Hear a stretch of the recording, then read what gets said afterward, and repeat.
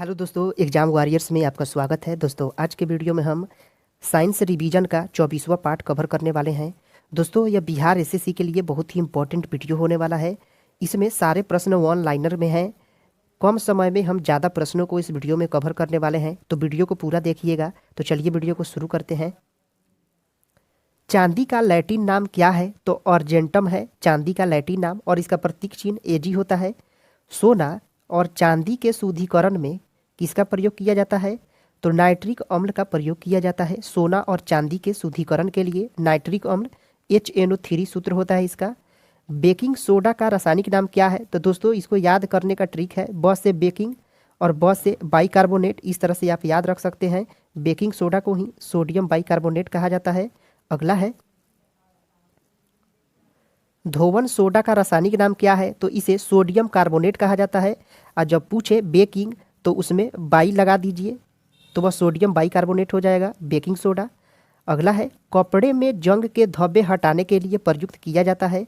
तो ऑक्जेलिक अम्ल का प्रयोग किया जाता है। कपड़े में जंग के धब्बे को हटाने के लिए ऑक्जेलिक अम्ल का प्रयोग किया जाता है। पेट्रोलियम की गुणवत्ता प्रदर्शित की जाती है ऑक्टेन के नंबर से। पेट्रोलियम की गुणवत्ता को प्रदर्शित किया जाता है। अगला है पेट्रोल मिश्रण होता है, यह हाइड्रोकार्बन का मिश्रण होता है। पेट्रोलियम के विभिन्न अवयव अलग किए जाते हैं। भंजक आसवन विधि के द्वारा अलग किए जाते हैं। पेट्रोलियम के अवयवों को भंजक आसवन विधि से अलग किया जाता है। हाइड्रोकार्बन के प्राकृतिक स्रोत हैं कच्चा तेल होता है। हाइड्रोकार्बन का प्राकृतिक स्रोत क्या है? कच्चा तेल है। अगला है गैसोहॉल किसका मिश्रण होता है? तो यह पेट्रोल और इथेनॉल का मिश्रण होता है। इंपॉर्टेंट है, गैसोहॉल पेट्रोल और इथेनॉल का मिश्रण होता है। एक पिको सेकेंड बराबर होता है 10⁻12 सेकेंड होता है। एक पिको सेकेंड बराबर। परमाणु की प्रभावी त्रिज्या होती है 10⁻10 मीटर होती है परमाणु की प्रभावी त्रिज्या। अगला है परमाणु के नाभि की खोज किसने की थी? तो रदरफोर्ड ने परमाणु के नाभि की खोज की थी। रदरफोर्ड ने। नाभिक का आकार होता है 10⁻15। इसे फर्मी से सूचित किया जाता है नाभिक के आकार को। 1 जूल बराबर होता है 10⁻7 अर्ग होता है। 1 जूल बराबर 10⁻7 अर्ग होता है। अगला है 1 न्यूटन बराबर होता है 10⁻5 डाइन होता है। सारे इंपॉर्टेंट है, सभी को याद रखिएगा जरूर। 1 माइक्रोन बराबर होता है 0.001 मिलीमीटर होता है। 1 माइक्रोन बराबर। बिल्डिंग में प्रयुक्त गैस कौन कौन सी होती है? तो एसिटिलीन एवं ऑक्सीजन मिश्रित रूप में रहता है। बिल्डिंग वाले गैस में एसिटिलीन और ऑक्सीजन रहता है। अगला है गोताखोर सांस लेने के लिए किसका प्रयोग करते हैं? तो ऑक्सीजन और हीलियम के मिश्रण का प्रयोग करते हैं गोताखोर सांस लेने के लिए, ऑक्सीजन और हीलियम का। दूध से दही के रूप में जमने का कारण क्या होता है? तो लैक्टोबैक्सीलस बैक्टीरिया होता है यह। दूध से दही यह बैक्टीरिया के कारण जमता है, लैक्टोबैक्सीलस नाम है। डबल रोटी बनाने में प्रयोग होता है, ईस्ट का प्रयोग किया जाता है। डबल रोटी बनाने में ईस्ट का प्रयोग होता है। अगला है हृदय का पहला प्रतिस्थापन किसने किया था? तो डॉक्टर क्रिश्चियन बर्नार्ड के द्वारा किया गया था। हृदय का पहला प्रतिस्थापन किया गया था। बेकरी में ब्रेड बनाने के लिए ईस्ट का उपयोग किया जाता है, क्योंकि ब्रेड को मुलायम और लचीला बनाने के लिए ही बेकरी में ब्रेड बनाने के लिए ईस्ट का प्रयोग किया जाता है, ताकि यह मुलायम और लचीला हो जाए। अगला है भारत में प्रथम बार हृदय का सफल प्रत्यारोपण करने का श्रेय किसे जाता है? तो डॉक्टर P वेणुगोपाल को जाता है। इन्होंने भारत में प्रथम बार हृदय का सफल प्रत्यारोपण किया था, डॉक्टर P वेणुगोपाल ने। आधुनिक एंटीसेप्टिक सर्जरी का जनक कौन है? तो जोसेफ लिस्टर है। आधुनिक एंटीसेप्टिक सर्जरी के जनक हैं जोसेफ लिस्टर। हरा प्रोटोजोआ क्या कहलाता है? तो यूग्लिना को हरा प्रोटोजोआ कहा जाता है। यूग्लिना को याद रखिएगा। अगला है मछलियों में श्वसन होता है, यह गिल्स के द्वारा, गलफड़ा के द्वारा होती है मछलियों में श्वसन।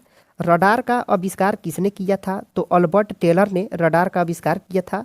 ऑक्टोपस क्या है? यह तो मृदु कवची होता है। ऑक्टोपस मृदु कवची होता है। अगला है डायनासोर थे, यह मेसोजोइक सरीसृप थे। डायनासोर मेसोजोइक थे। डॉल्फिन वर्गीकृत किए जाते हैं, तो स्तनी वर्ग में वर्गीकृत किए जाते हैं। डॉल्फिन को स्तनी वर्ग में रखा जाता है। यह दोस्तों सवाल बहुत बार एग्जाम में रिपीट हुआ है। सबसे बड़ा स्तनी कौन है? तो नीला व्हेल होता है, सबसे बड़ा स्तनी है नीला व्हेल। अगला है, रेशम के कीड़े पालने को कहते हैं सेरीकल्चर कहा जाता है। रेशम के कीड़े पालने को सेरीकल्चर कहा जाता है। एंटोमोलॉजी अध्ययन है, यह कीटों का अध्ययन होता है। एंटोमोलॉजी पक्षियों का अध्ययन क्या कहलाता है? ऑर्निथोलॉजी कहलाता है। पक्षियों का अध्ययन ऑर्निथोलॉजी कहलाता है। जनसंख्या का अध्ययन क्या कहलाता है? तो डेमोग्राफी कहा जाता है जनसंख्या के अध्ययन को। औषधियों का अध्ययन क्या कहलाता है? ऑस्टियोलॉजी कहलाता है औषधियों का अध्ययन। अगला है, सेलुलर और मॉलिक्यूलर जीव विज्ञान केंद्र कहाँ स्थित है? यह हैदराबाद में स्थित है। सेलुलर और मॉलिक्यूलर जीव विज्ञान केंद्र है हैदराबाद में। घी और दूध का पीला रंग किसके कारण होता है? यह कैरोटीन के कारण होता है। घी और दूध का पीला रंग कैरोटीन के कारण हो जाता है। घी में वसा की मात्रा कितनी होती है? तो 99% वसा रहता है। घी में 99% वसा रहता है। अगला है, दूध में वसा मापने का यंत्र क्या है? तो ब्यूटायरोमीटर है। दूध में वसा मापा जाता है ब्यूटायरोमीटर से। पुरुषों की नसबंदी को क्या कहते हैं? तो बेसेक्टोमी कहा जाता है। बेसेक्टोमी कहा जाता है पुरुषों के नसबंदी को। और स्त्रियों के नसबंदी को क्या कहा जाता है? तो ट्यूबेक्टोमी कहा जाता है। ट्यूबेक्टोमी कहा जाता है। और पुरुषों के नसबंदी को बेसेक्टोमी कहा जाता है। अगला है, रेडियो सक्रियता की इकाई क्या है? तो क्यूरी है। रेडियो सक्रियता की इकाई क्या है? क्यूरी है। आहार नाल में स्टार्च के पाचन में अंतिम उत्पाद क्या है? तो माल्टोज है। अगला है, centre for DNA fingerprint and diagnostic अवस्थित है। यह हैदराबाद में अवस्थित है। डीएनए और फिंगरप्रिंट एंड डायग्नोस्टिक यह हैदराबाद में है।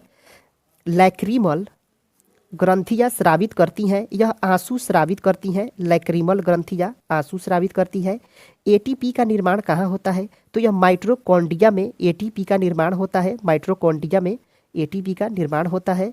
अगला है, मानव जगत का सबसे बड़ा संघ कौन है? तो ऑर्थोपोडा है। मानव जगत का सबसे बड़ा संघ है यह ऑर्थोपोडा। संसार का सबसे बड़ा पक्षी कौन है? तो शुतुरमुर्ग है। संसार का सबसे बड़ा पक्षी है शुतुरमुर्ग। दूरबीन के आविष्कारक कौन है? तो गैलीलियो है। इन्होंने ही सबसे पहले दूरबीन का आविष्कार किया था। अगला है, धूप के चश्मे की क्षमता कितनी होती है? तो 0 डाइऑप्टर। वस्तु की मात्रा बदलने पर अपरिवर्तित रहेगा, तो घनत्व अपरिवर्तित रहता है वस्तु की मात्रा बदलने से। सेल्सियस और फ़ारेनहाइट तापमापी एक ही मान प्रदर्शित करते हैं, तो यह -40 डिग्री सेल्सियस पर एक ही मान प्रदर्शित करते हैं सेल्सियस और फ़ारेनहाइट। अगला है, सोनार का प्रयोग क्यों किया जाता है? तो नौ संचालकों के द्वारा समुद्र में छुपे हुए वस्तुओं का पता लगाने में सोनार का प्रयोग किया जाता है नौ संचालकों के द्वारा। लेंज का नियम आवश्यक है, तो यह ऊर्जा संरक्षण के लिए आवश्यक है लेंज का नियम। हॉर्न सिल्वर अयस्क है, यह चांदी का अयस्क है। हॉर्न सिल्वर चांदी का अयस्क है। अगला है, चांदी का निष्कर्षण होता है अर्जेंटाइट से होता है। चांदी का निष्कर्षण अर्जेंटाइट से होता है। साधारण नमक का रासायनिक नाम क्या है? सोडियम क्लोराइड NaCl होता है साधारण नमक का रासायनिक नाम। समुद्र जल में सर्वाधिक मात्रा में पाया जाने वाला लवण है, तो सोडियम क्लोराइड ही समुद्र में ज़्यादा मात्रा में पाया जाता है। अगला है, चूने के पानी को दुधिया कर देता है, तो कार्बन डाइऑक्साइड गैस चूने के पानी को दुधिया कर देता है। कृत्रिम सुगंधित पदार्थ बनाने में प्रयोग किया जाता है एथिल एसीटेट का प्रयोग किया जाता है। यह कृत्रिम रूप से सुगंधित बनाने में एथिल एसीटेट का प्रयोग किया जाता है। अगला है, कैल्शियम कार्बाइड पर जल की प्रतिक्रिया द्वारा उत्पन्न गैस कौन सी होती है? तो एसीटिलीन होती है। यह जब कार्बाइड पर जल छिड़का जाता है तो एसीटिलीन उत्पन्न होता है, जिससे फल पक जाते हैं। परमाणु भार का अंतर्राष्ट्रीय मानक है C12 होता है। परमाणु भार का अंतर्राष्ट्रीय मानक कार्बन 12 है। अगला है, हाइड्रोजन के समस्थानिकों की संख्या कितनी है? तो 3 है। हाइड्रोजन के समस्थानिकों की संख्या 3 है। चूना पत्थर यानी लाइम स्टोन का रासायनिक नाम क्या है? तो कैल्शियम सल्फेट होता है CaSO4। अगला है, प्लास्टर ऑफ पेरिस का रासायनिक सूत्र क्या है? तो CaSO4 ½ H2O होता है प्लास्टर ऑफ पेरिस का रासायनिक नाम। पेनिसिलिन एंटीबायोटिक किससे प्राप्त किया जाता है? तो यह फफूंदी से प्राप्त किया जाता है। सफेद स्वर्ण किसे कहते हैं, यानी सफेद सोना? तो प्लेटिनम को कहा जाता है। सफेद सोना प्लेटिनम को कहा जाता है। अगला है द्रवित सोना कहलाता है। पेट्रोलियम को द्रवित सोना या द्रव सोना कहा जाता है। इलेक्ट्रॉन वोल्ट किसकी इकाई है? तो ऊर्जा की इकाई होती है इलेक्ट्रॉन वोल्ट। जिप्सम का रासायनिक सूत्र क्या है? तो CaSO4 इंटू 2H2O होता है, जिप्सम का रासायनिक सूत्र होता है यह। अगला है मानव शरीर का सबसे बड़ा अंग कौन है? तो त्वचा होता है। मानव शरीर का सबसे बड़ा अंग है यह। त्वचा का रंग किसके कारण होता है? तो यह मेलानिन के कारण होता है त्वचा का रंग। त्वचा की ऊपरी सतह क्या कहलाती है? तो एपिडर्मिस कहलाती है। त्वचा की सबसे ऊपरी सतह को एपिडर्मिस कहा जाता है। अगला है ऊतकों का अध्ययन क्या कहलाता है? हिस्टोलॉजी कहलाता है। ऊतकों का अध्ययन हिस्टोलॉजी कहलाता है। हरित गृह प्रवाह से संबंधित गैस कौन है? तो कार्बन डाइऑक्साइड होता है। हरित गृह प्रवाह से संबंधित है यह। कॉफी प्राप्त की जाती है, बीजों से प्राप्त की जाती है कॉफी। अगला है नोबेल का तेल क्या कहलाता है? तो ट्राई नाइट्रोग्लिसरीन को ही नोबेल का तेल कहा जाता है। ट्राई नाइट्रोग्लिसरीन को। रेनकोट किससे बनाया जाता है? पॉलीकार्बोनेट से रेनकोट को बनाया जाता है। पॉलीकार्बोनेट से। प्राकृतिक रबड़ किसका बहुलक है? आइसोप्रीन का बहुलक होता है प्राकृतिक रबड़। अगला है प्रतिरोध का मात्रक क्या है? ओम होता है। प्रतिरोध का मात्रक ओम होता है। ल्यूमेन इकाई है, यह ज्योति फ्लक्स का इकाई होता है ल्यूमेन। कैंडेला किसका मात्रक है? ज्योति तीव्रता का मात्रक है कैंडेला। अगला है पाराबैंगनी किरणों को अवशोषित कौन करता है? ओजोन परत पाराबैंगनी किरणों को अवशोषित करता है। एक्सरे का शोधक कौन थे? तो रोएंटजन थे। इन्होंने ही एक्सरे का आविष्कार किया था। एक लड़की झूले में बैठकर झूल रही है, यदि वह एकाएक खड़ी हो जाए तो दोलन काल पर क्या असर पड़ेगा? तो यह कम हो जाता है। अगला है जड़त्व आघूर्ण का मात्रक क्या होता है? तो किलोग्राम मीटर स्क्वायर होता है। जड़त्व आघूर्ण का मात्रक किलोग्राम मीटर स्क्वायर होता है। जब किसी गतिमान पिंड की गति हो तब उसमें लगने वाला समय कितना होता है? तो यह आधा हो जाता है। जब किसी गतिमान पिंड की गति दुगुनी हो तो उस पर लगने वाला समय आधा हो जाएगा। पक्षियों में प्रायः एक ही होता है, अंडाशय एक ही होता है पक्षियों में। अगला है व्यक्ति का भार उस लिफ्ट में अधिक होगा जो ऊपर की ओर त्वरित करती हो, उसमें अधिक होगा। और जब लिफ्ट नीचे की ओर त्वरित हो तो उसमें व्यक्ति का भार जीरो हो जाता है। जीरो हो जाता है। शून्य में स्वतंत्र रूप से गिरने वाली वस्तुओं का त्वरण क्या होता है? तो यह समान होता है। शून्य यानी निर्वात में स्वतंत्र रूप से गिरने वाली वस्तुओं का त्वरण यह समान हो जाता है। अगला है जी की इकाई यानी गुरुत्वाकर्षण नियतांक का इकाई क्या है? तो newton metre square inverse kg square होता है। जी का यूनिट न्यूटन मीटर स्क्वायर बटा केजी स्क्वायर होता है। स्प्रिंग को अपनी सामान्य लंबाई पर वापस लौटाने के लिए लगने वाला बल क्या कहलाता है? तो इसे प्रत्यानन बल कहा जाता है। स्प्रिंग को अपनी सामान्य लंबाई पर वापस लौटाने के लिए जो बल लगता है उसे प्रत्यानन बल कहते हैं। गतिमान वस्तु में ऊर्जा यह गतिज ऊर्जा में होती है। गतिमान वस्तु में ऊर्जा गतिज ऊर्जा में होती है। और स्थिति में चेंज हो तो स्थितिज ऊर्जा में होती है। अगला है चलती गाड़ी में बैठे आदमी की ऊर्जा होगी तो गतिज और स्थितिज दोनों होगी। चलती गाड़ी में न्यूटन के गति के प्रथम नियम से परिभाषा मिलती है, तो बल की परिभाषा मिलती है। न्यूटन के गति के प्रथम नियम से बल की परिभाषा मिलती है। अगला है न्यूटन की गति का कौन सा नियम जड़त्व की व्याख्या करता है? तो यह प्रथम नियम है न्यूटन का जो जड़त्व की व्याख्या करता है। न्यूटन के गति के द्वितीय नियम से व्यंजक प्राप्त होता है, तो बल का व्यंजक प्राप्त होता है द्वितीय नियम से न्यूटन के। और प्रथम नियम से बल की परिभाषा प्राप्त होती है। एक वस्तु का जड़त्व निर्भर करता है उसके द्रव्यमान पर, यह निर्भर करता है वस्तु का जड़त्व। एनीमोमीटर का उपयोग किया जाता है पवन का वेग मापने के लिए। एनीमोमीटर का उपयोग पवन वेग मापने के लिए किया जाता है। ताप का एसआई मात्रक क्या है? केल्विन होता है ताप का एसआई मात्रक। अगला है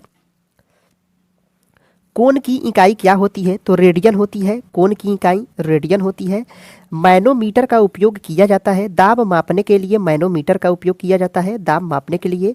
किसी सदिश का परिमाण कभी भी नहीं हो सकता है, तो ऋणात्मक कभी नहीं हो सकता है। सदिश का परिमाण ऋणात्मक नहीं हो सकता है। जब एक वस्तु की गति दोगुनी की जाती है तो उसकी गतिज ऊर्जा यह चौगुनी बढ़ जाती है। जब गति दोगुनी होती है तो गतिज ऊर्जा चौगुनी बढ़ जाती है। शुष्क सेल में जो ऊर्जा संग्रहित होती है वह रासायनिक ऊर्जा होती है। शुष्क सेल में जो ऊर्जा संग्रहित होती है वह रासायनिक ऊर्जा होती है। अगला है, किसी वस्तु का संवेग निर्भर करता है, यह द्रव्यमान और वेग पर निर्भर करता है। वस्तु का संवेग p बराबर mv होता है। यह वेग और द्रव्यमान पर निर्भर करता है। संवेग 1 किलोग्राम राशि का वजन होता है तो 9.8 न्यूटन होता है 1 किलोग्राम राशि का वजन। 1 जूल बराबर कितना होता है तो 10 के पावर 7 अर्ग होता है 1 जूल बराबर। अगला है, नॉट का उपयोग कहाँ किया जाता है तो जलयानों की गति मापने में नॉट का प्रयोग किया जाता है।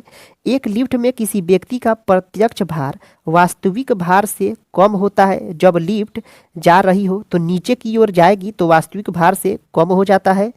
अगला है, एक बार बराबर होता है 10 के पावर 5 पास्कल के बराबर होता है एक बार। किसी घड़ी के लोलक की लंबाई बढ़ाए जाने पर उसकी अवधि बढ़ जाएगी और घड़ी पीछे हो जाती है। घड़ी के लोलक की लंबाई बढ़ाने से उसकी अवधि बढ़ जाती है और घड़ी पीछे हो जाती है। अगला है, जब लोलक घड़ी की लंबाई चौगुनी की जाती है तो उसकी समय अवधि पर क्या प्रभाव पड़ेगा तो वह दोगुनी हो जाती है। जब लोलक की घड़ी की लंबाई चौगुनी की जाती है तो समय अवधि दोगुनी रह जाएगी। जब एक गैस के पात्र में दबाव को बढ़ाया जाता है तो उसका द्रव्यमान सदैव अपरिवर्तित रहेगा, कोई अंतर नहीं पड़ेगा दबाव बढ़ाने से। अगला है, कोणीय वेग की इकाई क्या है तो रेडियन प्रति सेकंड होता है। कोणीय वेग की इकाई रेडियन प्रति सेकंड होता है। लेंज का नियम किसके संरक्षण से संबंधित है तो यह ऊर्जा संरक्षण पर आधारित होता है। लेंज का नियम। रेडियो का आविष्कार किसने किया था जी मार्कोनी ने रेडियो का आविष्कार किया था। जी मार्कोनी ने किया था। वत्या भट्टी यानी ब्लास्ट फर्नेस में उत्पादित होता है तो कच्चा लोहा का उत्पादन किया जाता है। वत्या भट्टी में कच्चा लोहा का उत्पादन किया जाता है। चंद्रमा से यदि किसी पिंड को पृथ्वी पर लाया जाए तो उसका द्रव्यमान अपरिवर्तित रहेगा। चंद्रमा से यदि किसी पिंड को पृथ्वी पर लाया जाए तो उसका द्रव्यमान अपरिवर्तित ही रहेगा। अगला है, निर्वात में यदि 3 वस्तु लोहा, कागज और पत्थर गिराया जाए तो पृथ्वी पर पहले कौन पहुंचेगा तो तीनों वस्तुएं एक साथ ही पृथ्वी पर पहुंचेंगी अगर निर्वात में गिराया जाए। पृथ्वी की भ्रमण गति कितनी है तो 28 किलोमीटर प्रति मिनट है। पृथ्वी की भ्रमण गति है यह 28 किलोमीटर प्रति मिनट है। अगला है, किसी हवाई जहाज या किसी निश्चित ऊंचाई पर स्थित एक पिंड की ऊंचाई मापने के लिए किस उपकरण का प्रयोग किया जाता है तो यह अल्टीमीटर का उपयोग किया जाता है। हवाई जहाज की ऊंचाई या फिर किसी पिंड की ऊंचाई मापने के लिए अल्टीमीटर का प्रयोग किया जाता है। दोस्तों, आज का वीडियो यहीं पे समाप्त होता है। अगर आपने इससे पहले साइंस रिवीजन का पार्ट नहीं देखा है तो प्लेलिस्ट में जाकर देख सकते हैं। दोस्तों, आपको यह वीडियो कैसा लगा कमेंट करके ज़रूर बताएं। पसंद आया है तो लाइक करें, सब्सक्राइब करें। फिर मिलते हैं अगले वीडियो में। जय हिंद दोस्तों।